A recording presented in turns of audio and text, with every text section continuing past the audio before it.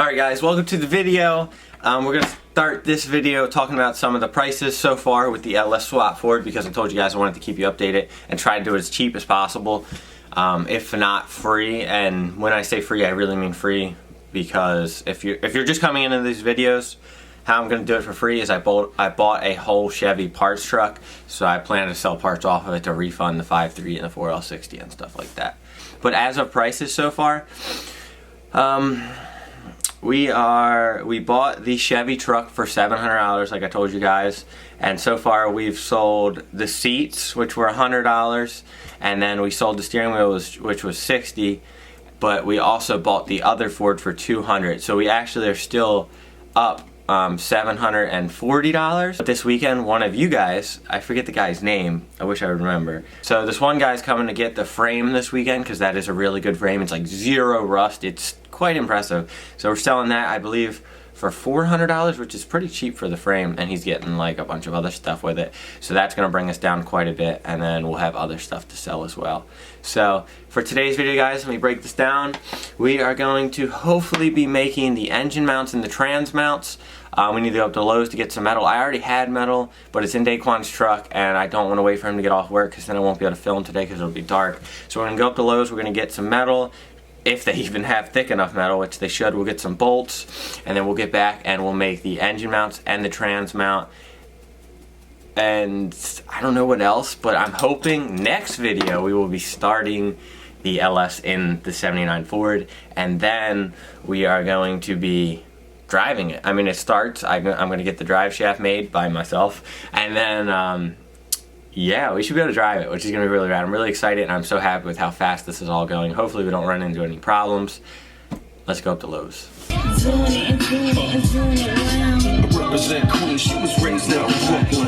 check this out. I can't believe Lowe's actually had this, but they sold this big ass piece of super thick metal. So I'm going to be using that for the mounts. Got this pole. Okay guys, so we're back at the house, and as you guys remember in yesterday's video, if you didn't watch yesterday's video, please go watch it before you watch this, just because I know I didn't title it like part 2 or anything, but we did work on this a lot. I did get the new truck and all that. I hope you guys all watched it. If you did, stay. If you didn't, please go watch it. Come back if you're really interested in this. But yeah, we got the motor sitting in there. The trans is jacked up. Nothing's mounted. The motor mounts just somehow fit really well. But obviously I'm not going to be rigging that to work. I want the engine to sit a little lower anyways. And yes, this big gap is supposed to be here. We're only going to lower it like another inch. This is how the 300 i6 was. So I'm going to try to keep it the same. Plus, if I do like pre-runner suspension, I want a bunch of clearance for the suspension to really compress up.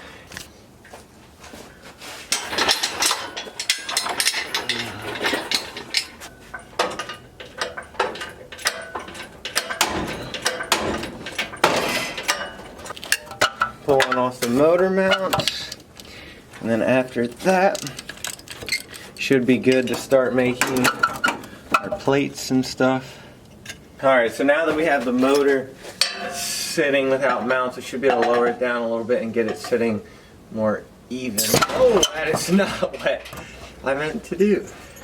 Okay guys, so I actually have the engine sitting in there perfectly straight all by itself with the motor mounts out. What I had to actually do is the trans, I had it jacked up too high, and the transfer case was like hitting it like at an angle, so it was causing the engine to twist. So I lowered the trans down, and I had to lower the engine down onto this brick, and it's sitting perfectly flat. I know it looks like it's too far to the left. That's just how this like the mounts are. See how this mount's smaller and this mount's bigger? It's still in there centered, as you can see from the this box thing. That's where the trans goes. I measured the sides of the heads to it. It's all good to go there. And then under here I have the trans not sitting on a jack. I have it sitting on the stock mount where it would like bolt up to the Chevy on a jack stand on a brick. So this is actually where it's going to sit. As you can see, the transfer case hangs down a little bit, but that's normal for a truck, so I'm not too worried about it. And I might even go to a 2-wheel drive trans. But as you can also see, perfect oil pan clearance for the trans pan, and then the oil pan up there sits flush right down onto the subframe. This fits really good, and making a trans mount is going to be quite easy because this is where the stock one bolted up. So I'm super stoked on this, man. Super stoked. I can't wait to drive it. Alright guys, I need to stop saying alright guys. Alright, so we have enough room to cut 4 mounts. Luckily we don't actually need 4 mounts of this size. We just need 2 for the engine block. And then for the chassis part, I don't know exactly what I'm going to make yet. For like things I could make, you know, I could even make dick mounts. But what I'm saying is I can make circles, you know, I can make squares, rectangles, because it's going to go on that part. So first thing we're going to do is we're going to cut these 2 squares out for the plates on the chassis, and then mark our holes, drill our holes, make sure those work, and then we're going to make our other plates, and then we're going to make our centerpiece, which I got like an 1.5 inch tubing or something. I forget exactly what the size was. And also I apologize that this video isn't as entertaining as it could be. No one's here to help me right now. Zach's busy, Daquan's at work, so it's just me. Hopefully this is more of an informative video if you want to do a swap like this. But yeah, let's get back to work. Alright, so before I made any mounts, I wanted to make sure the headers would fit. I was more worried about this side than that side. And it clears. Needs a teeny bit of adjustments, like right there it hits the steering box, but like nothing. This side, I put it in there, it fits. The downpipe was sitting down there though, but the header fits, that's what matters. I can modify the downpipe. Looks like we're good to go. Alright, we got our holes nice and marked on our plates. Just went ahead and used some spray paint and just sprayed through the holes. Now let me get the drill bit and drill these out. Dudes, I'm telling you, the trick to keeping your drill bits alive is using some good cutting oil. I bet.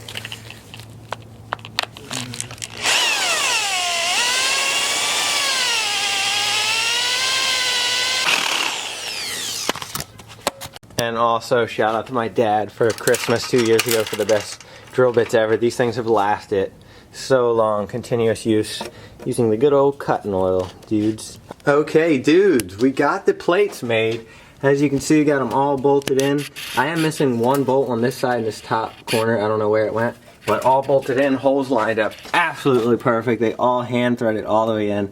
So I'm super stoked on that. But I am thinking I'm gonna have to take this top bolt out, and that's where my tube's gonna have to go, unless I can kind of make an angled tube. But I kind of want it more straight just so it's stronger, even though, I mean, it's not gonna take that much abuse, but we'll see what I end up doing.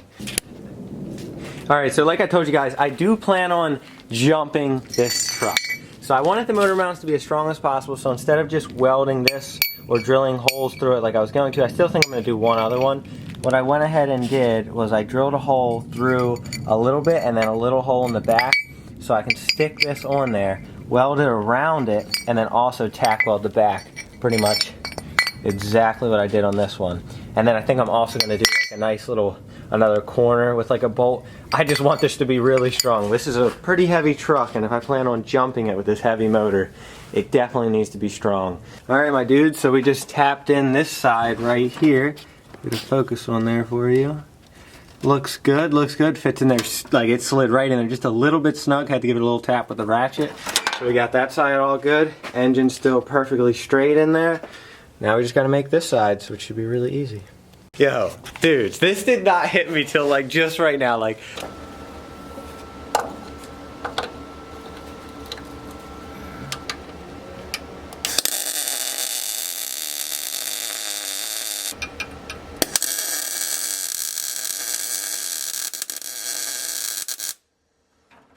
Alright, so got the engine mounts tacked in. The tacks aren't like the best looking because it was hard to get crammed up in there, but I did multiple of them just so it doesn't move at all. And I did the other side as well. Oops.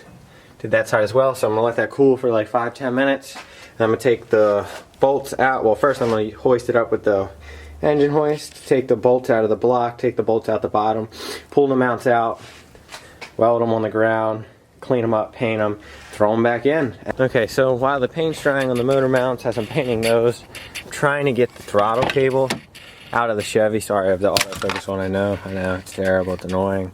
I get it. To get the cable off up in there was quite easy. You just pinch the cable itself, like the plastic piece pulled out. What I'm having trouble with is actually removing the cable from the firewall right here. So I'm going to try to figure it out real quick, and then I'll tell you guys how I did it in case you need to do this in the junkyard or something.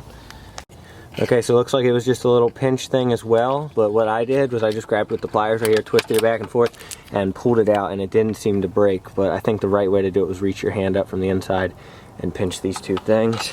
Okay guys, so we're back the next day. Sorry I didn't finish yesterday. I just wanted these motor mounts to sit inside and dry. As you can tell, it was very worth it to let it sit in and dry. They look amazing. They turned out really good. I'm really happy with the paint. You know, there is a little bit of runs. I sprayed it really heavy in a lot of the areas just to make sure I got in these holes and stuff, even though it's spray paint, so the bolts will probably tear it up. But alright, my dude, so I was pretty much making no sense right here when I was actually making this video. So pretty much what has happened is it's the next day and I was just kind of going over the mounts. They turned out terrific. I was really stoked on them. And then right after this little clip, we started working on the trans mount. And what I pretty much said I was going to do, I completely didn't do, so I just wanted to overlap the video. Pretty much I decided to scrap both of these ideas. They were terrible and sketchy, and I ended up making something else that didn't work as well. But, I mean, it worked, but it just, like, it's not as strong as I wanted it to be, but you guys will see later in the video. Yeah. Continuing the video now.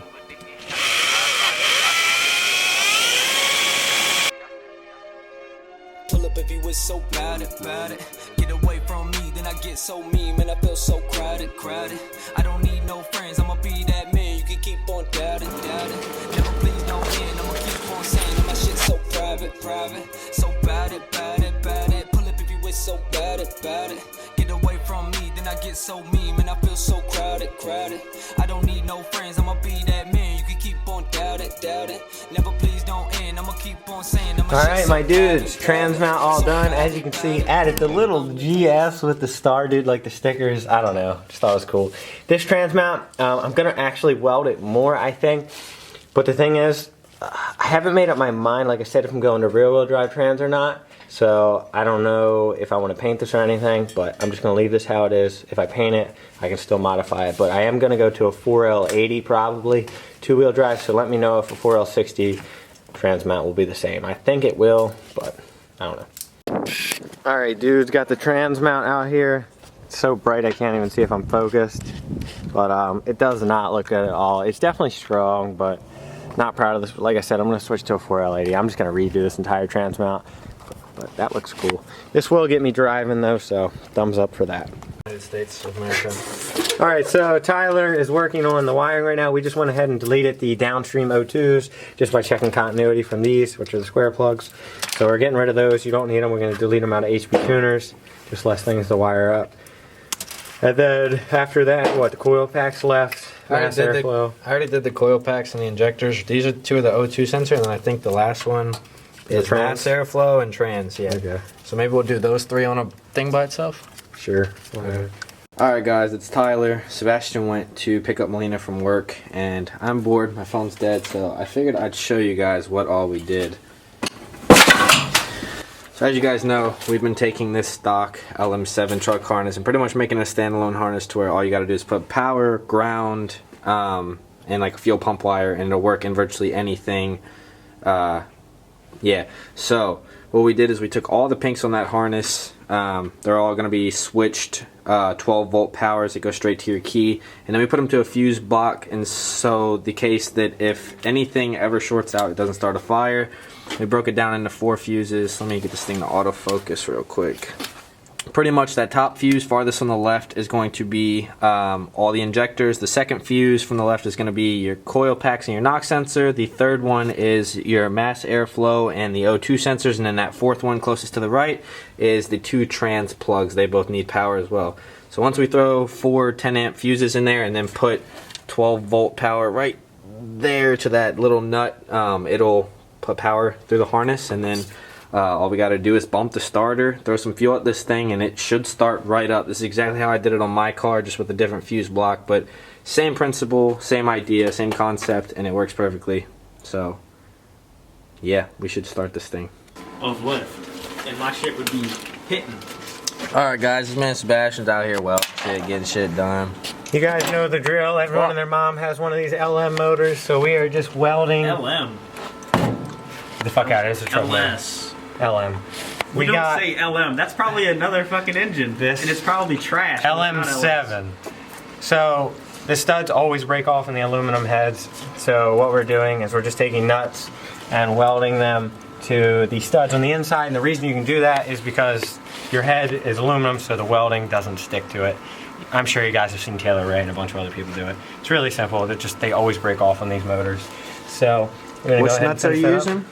Huh? Which finest nuts I got, which are my only You fucked two. up. I set you up. Huh? I set you up. These nuts. Oh. Okay, guys. So I don't know where we left off. It's been hours. We've been working on everything. Tyler's just been doing the wiring. I've been kind of walking around the garage and The last scratching thing my head. that was recorded was by me, but you don't have to put it in there. That's Oh, well, we'll see if I put it in there. I probably will if it was funny. But the LS F100 is pretty much ready to start. We just got to do the constant to the ECU and we could start it. We really could. But we got to finish up the fuel tank. I need to make the drive shaft and a couple other little things. I don't want to really just start it just to start it. It's just pointless to me. I want to start it and be like, all right, it's running. Let's drive it. So hopefully not tomorrow, because tomorrow you guys are going to see my new chassis, which you're going to see. Damn, I should probably just get this video up tonight then so I can post the new chassis video tomorrow in the morning, because as soon as we pick it up, like when we get home, I just want to put the video up for you guys so you can just see it. Even though maybe I'll just go live. If you want me to go live, I'll go live. But I want to give the biggest shout out to Tyler. Tyler, so show your pretty face. This man is the reason this is going to run so early. Yes, I could have done it, you know, over the course of a couple days, figured out, read some forums, but Tyler went out of his way and wired everything. I didn't do any of the wiring. I watched, I sat there, I learned a little bit. I didn't care. Let Tyler do it. Tyler is the reason this thing got done so fast. Yes, I did the motor mounts and everything, but anyone can piece the metal together and weld it. It takes someone that really knows what they're doing to do stuff like that and patience, which you guys remember, it took me forever to do the 240. It sucked. But you can do it. I didn't want to do it again. Tyler volunteered. He can. So, yeah, I guess we'll catch you guys next time. Hopefully next time the plan is front end back together, drive shaft. Try this thing. Drive this thing, yeah. Reality, that's what should happen. We need to get the front end back together, which is just nut and bolts, and the radiator, and drive it, which is gonna be rad. I promise, as soon as we drive, we're gonna see if this thing does donuts. I wanna know if it'll do a donut, which it better. In the asphalt too, not the dirt. But it probably won't, so we'll do donuts in the dirt. Yeah. I love you, Tyler, thank you. This thing's gonna do donuts on the asphalt. Just throw it in first gear. If we can lock it in first gear. Can you lock a 4L60 in first gear? Probably. Let us know. God damn, Mom made some breakfast. I mean, some dinner. Good old chicken with some shrooms. Damn, the camera fogged up because it was so cold out. Thanks, girl.